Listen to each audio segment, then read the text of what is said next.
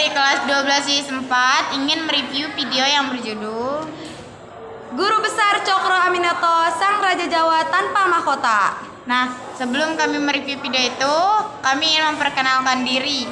Saya Siska Nova Olivia dan teman Saya Najwa Maulidia. Saya Salsabila Putri. Oke, sekarang kita lihat videonya dan mungkin kita akan sedikit menjelaskan. Oke, check it out. Pada tahun 1921 di Kalisosok, Surabaya, kita diperlihatkan Pak Cokro yang sedang diinterogasi oleh pemerintah Hindia Belanda atas tuduhan telah mendirikan sebuah organisasi untuk melawan Belanda.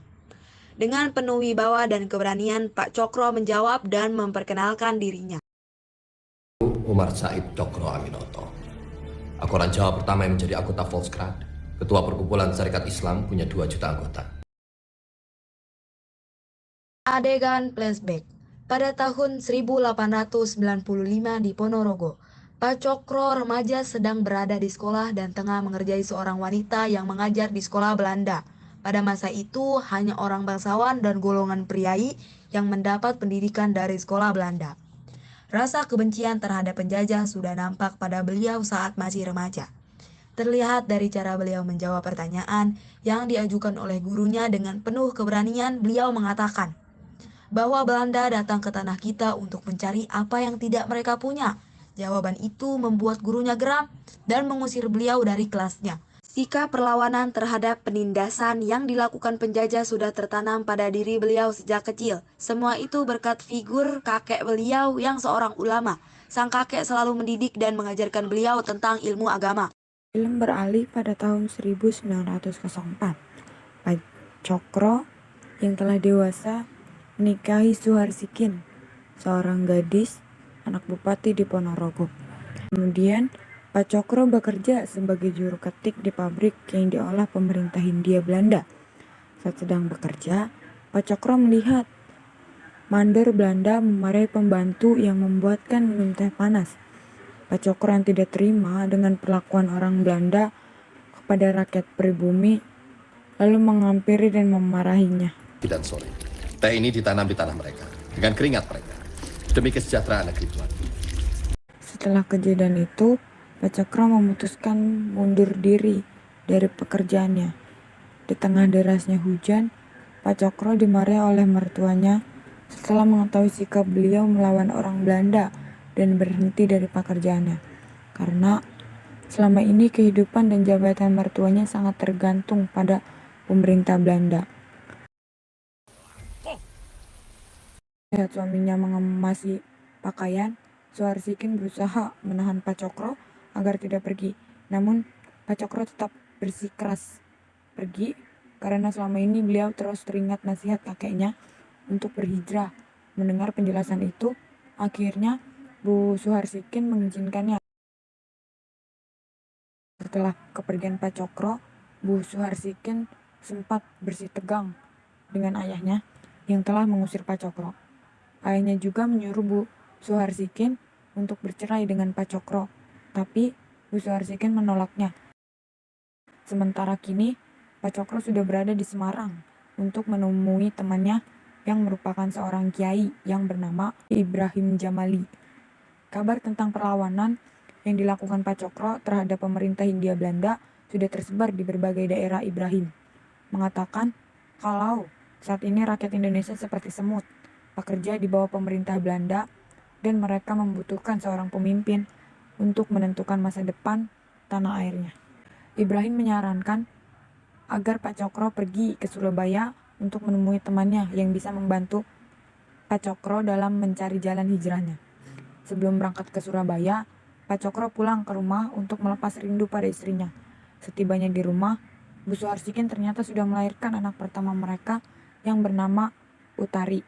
Bu Suharsikin menyambut kepulangan suaminya dengan sangat bahagia. Pak Cokro mengajak Bu Suharsikin untuk ikut bersamanya ke Surabaya. Sebelum pergi, Bu Suharsikin diberi ibunya sehelai batik dan memberi nasihat agar beliau menemani suaminya dalam menghadapi setiap masalah. Pada tahun 1906, Pak Cokro telah sampai di Surabaya. Beliau langsung disambut oleh Pak Hasan Ali yang akan membantu semua kebutuhan Pak Cokro. Pak Hasan juga menyiapkan tempat tinggal untuk Pak Cokro. Alam Penelah, Kecamatan Genteng, Kota Surabaya. Selama tinggal di Surabaya, Pak Cokro bekerja sebagai redaktur surat kabar. Beliau sering menyuarakan aspirasi melawan kolonial Belanda dan melindungi rakyat pribumi yang tertindas. Menurut Pak Cokro, Surabaya merupakan kota penting untuk mengatasi masalah rakyat pribumi lewat politik. Beliau ingin berperan penting dalam melindungi rakyat kecil. Pak Hasan mendesak Pak Cokro agar segera mendirikan sebuah organisasi yang mampu melindungi dan mengayomi semua golongan masyarakat karena organisasi pada saat itu hanya melindungi golongan priai. Terlihat gadis manis penjual koran bernama Stella. Dia mengaku sangat mengagumi sosok Pak Cokro. Siapakah yang akan memimpin revolusi di tanah ini, Tuan Cokro? Saat sedang melihat pertunjukan seni, Pak Cokro mendapat laporan kalau di luar telah terjadi pertikaian warga pribumi dengan warga Tionghoa. Mendengar kejadian tersebut, Pak Cokro langsung datang dan membubarkan kerusuhan. Keesokan harinya, Pak Hasan Ali bersama beberapa orang utusan dari Pak Haji Samanhudi, pendiri Sarekat Dagang Islam, menemui Pak Cokro. Maksud kedatangannya untuk meminta bantuan beliau menyelesaikan masalah kerusuhan yang terjadi di berbagai daerah dan Belanda menuduh Sarekat Dagang Islam di balik semuanya. Sehingga surat izin Sarekat Dagang Islam telah dibekukan oleh pemerintah Hindia Belanda dan akhirnya Pak Cokro bersedia membantu mereka. Pada tanggal 26 Januari 1913 di Taman Kota Surabaya, Pak Cokro dan Pak Samanhudi mengumpulkan masyarakat untuk menyampaikan kabar gembira. Di hadapan masyarakat, Pak Cokro berpidato akan mengubah Sarekat Dagang Islam menjadi Sarekat Islam. Dengan terbentuknya sebuah organisasi ini bertujuan untuk melindungi semua lapisan masyarakat.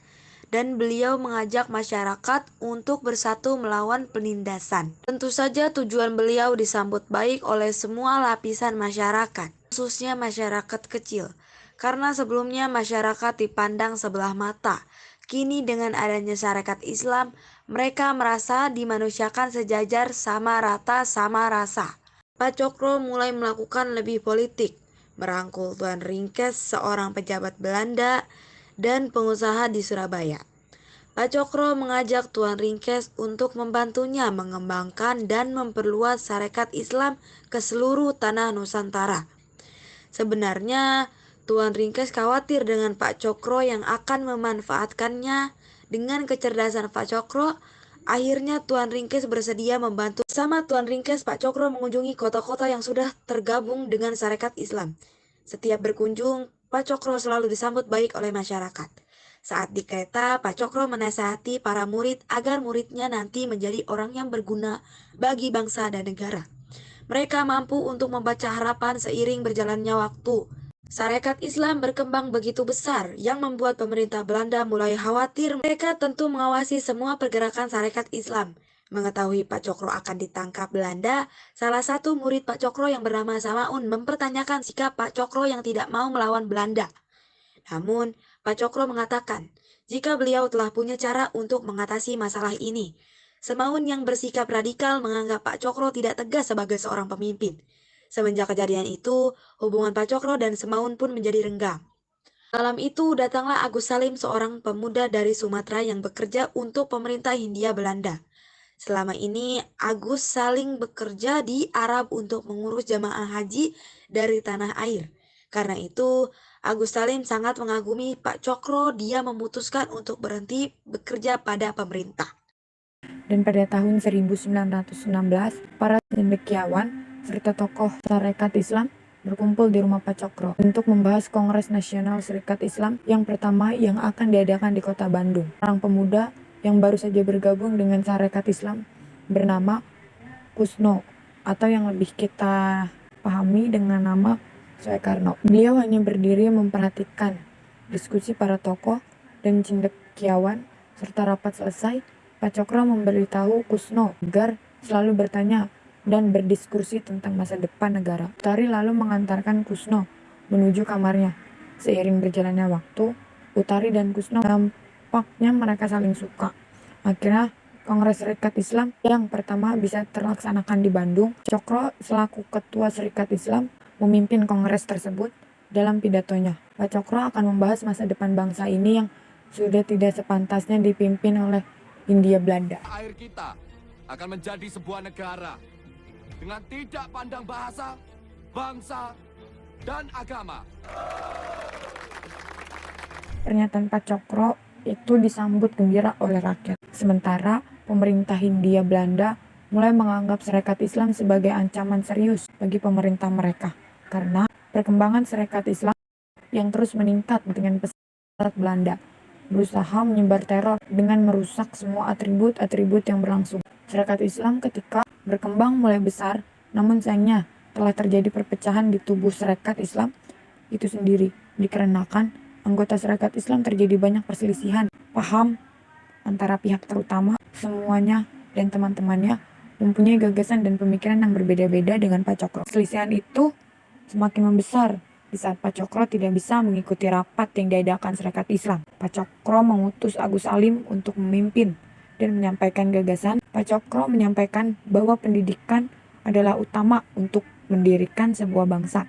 Namun, gagasan itu dibantah oleh semua orang yang berpendapat bahwa agraria jauh lebih membutuhkan.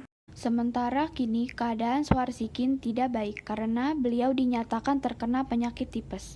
Pak Cokro yang sedang mengantar istrinya berobat, tiba-tiba didatangi oleh Stella yang mempertanyakan tentang status dirinya.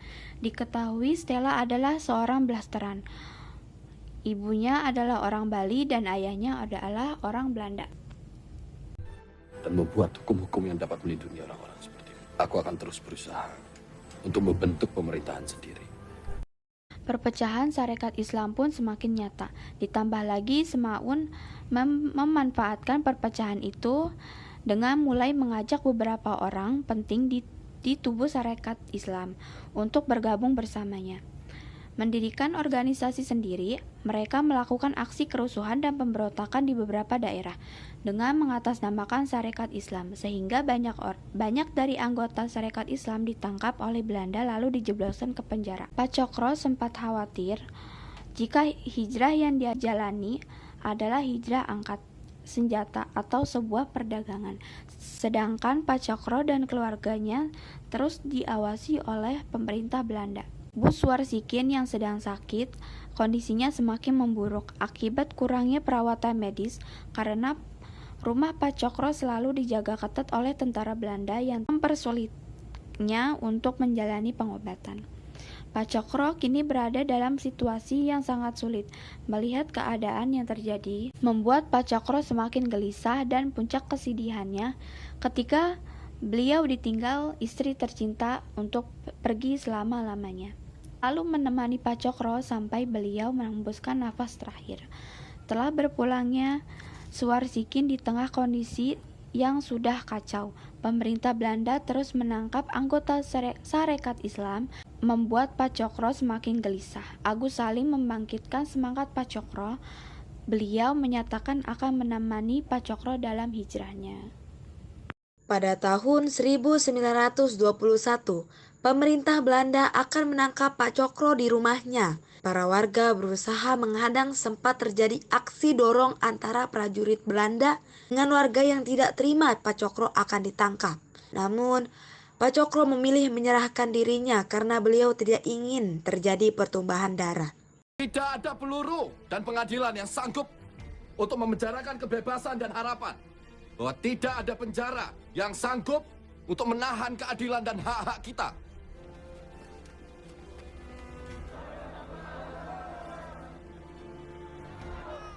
Di dalam penjara, Pak Cokro sempat mempertanyakan kepada Allah tentang hijrah yang beliau jalani.